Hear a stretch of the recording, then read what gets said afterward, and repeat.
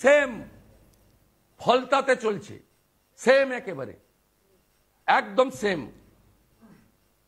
জাহাঙ্গীরকে হুঁশিয়ারি দিচ্ছি, তোমার অবস্থা শাহজাহানের থেকেও খারাপ হবে, অপেক্ষা করো, বেশি দিন না, ডেজ আর নাম্বার। শেখ শাহজাহানের যেমন হয়েছে তেমনি অবস্থা হবে জাহাঙ্গীর খানের, মন্তব্য করলেন বিজেপি নেতা শুভেন্দু অধিকারী। এদিন বিরোধী দলনেতা বলছেন ফলতারও একই অবস্থা, জাহাঙ্গীরকে হুঁশিয়ারি দিচ্ছে, তোমার অবস্থা শাহজাহানের থেকেও খারাপ হবে, অপেক্ষা বেশি দিন না। শুনুন আরো একবার কি বলছেন বিরোধী দলনেতা শুভেন্দু অধিকারী।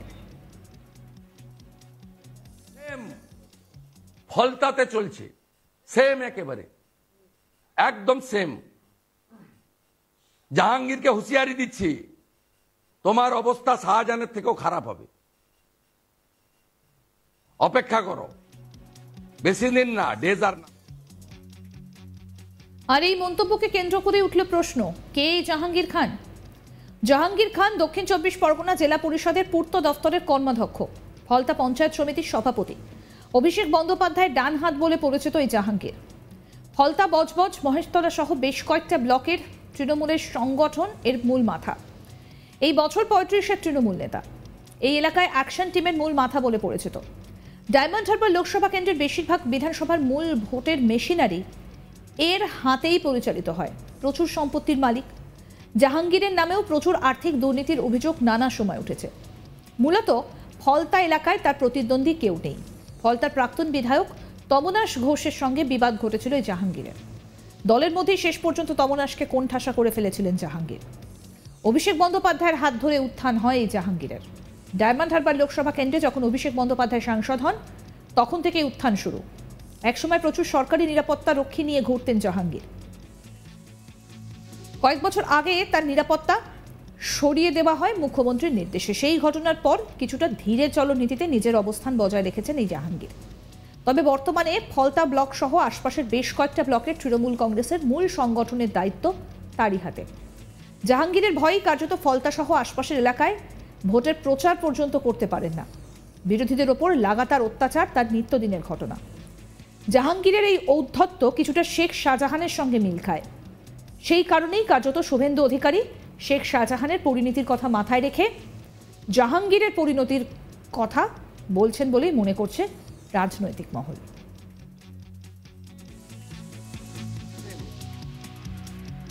জাহাঙ্গীরকে হুঁশিয়ারি দিচ্ছি, তোমার অবস্থা শাহজাহানের থেকেও খারাপ হবে, অপেক্ষা করো, বেশি দিন না, ডেজ আর নাম্বার। সেম ফলতাতে চলছে, সেম একেবারে একদম সেম। জাহাঙ্গীরকে হুঁশিয়ারি দিচ্ছি, তোমার অবস্থা শাহজাহানের থেকেও খারাপ হবে,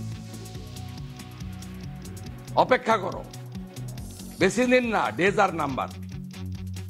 শেখ শাহজাহানের যেমন হয়েছে তেমনি অবস্থা হবে জাহাঙ্গীর খানের, মন্তব্য করেছেন বিজেপি নেতা শুভেন্দু অধিকারী। এদিন বিরোধী দলনেতা শুভেন্দু অধিকারী বলছেন ফলতারও একই অবস্থা, জাহাঙ্গীরকে হুঁশিয়ারি দিচ্ছি, তোমার অবস্থা শাহজাহানের থেকেও খারাপ হবে, আর বেশি দিন অপেক্ষা করতে হবে না।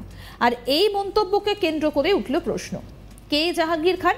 জাহাঙ্গীর খান দক্ষিণ 24 পরগনা জেলা পরিষদের পূর্ত দফতরের কর্মাধ্যক্ষ, ফলতা পঞ্চায়েত সমিতির সভাপতি। অভিষেক বন্দ্যোপাধ্যায়ের ডান হাত বলে পরিচিত এই জাহাঙ্গীর।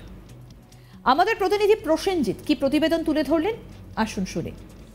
শেখ শাহজাহানের মতোই পরিণতি হবে দক্ষিণ 24 পরগনার আর এক তৃণমূল নেতা জাহাঙ্গীর খানের, এমনটাই মন্তব্য করেছেন বিজেপির বিধায়ক তথা বিধানসভার বিরোধী দলনেতা শুভেন্দু অধিকারী।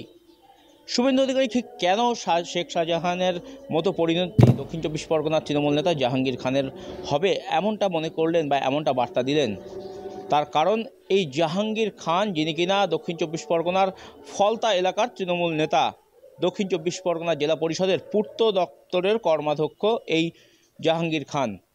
পাশাপাশি ফলতার যে পঞ্চায়েত সমিতি রয়েছে সেই পঞ্চায়েত সমিতির সভাপতিও তিনি। অন্যদিকে দক্ষিণ 24 পরগনার এই ফলতা, বজবজ, মহেশতলা সহ আশপাশের বেশ কয়েকটি ব্লকের তৃণমূল কংগ্রেসের সংগঠনের দায়িত্ব এই জাহাঙ্গীরের ওপর। শুধু তাই নয়, অভিষেক বন্দ্যোপাধ্যায়ের ডান হাত বলে খ্যাত এই জাহাঙ্গীর খান।